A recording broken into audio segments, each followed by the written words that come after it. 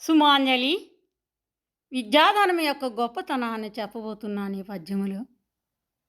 హత్తకు గాదు గోచర మహర్నిశమున్ సుఖపుష్టి చేయు సత్కీర్తి ఘటించు విద్యయనిడి దివ్యధనము అఖిలార్ది కోటికిన్ పూర్తిగా ఇచ్చినన్ పోదు పెరుగు యుగాంతపు వేలనైనా భూభర్తలు తద్దనాదికులు పట్టున గర్వము మానుటొప్పుగన్.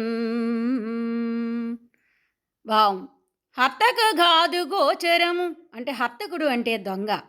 దొంగకి గోచరం అంటే కంటికి కనిపించదాట దొంగిలించడానికి విద్యాధనం.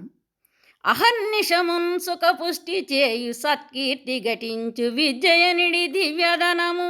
అహర్నిశములు అంటే ఎల్లవేళలు కూడా సుఖపుష్టి చేయు సుఖాన్ని కలిగజేస్తుంది. అదేవిధముగా సత్కీర్తి ఘటించు మంచి పేరు ప్రఖ్యాతులను తెచ్చిపెడుతుందంట విద్యనుడి దివ్యధనము. అఖిలార్ది కోటికిన్ పూర్తిగా ఇచ్చినన్ పోదు పెరుగు.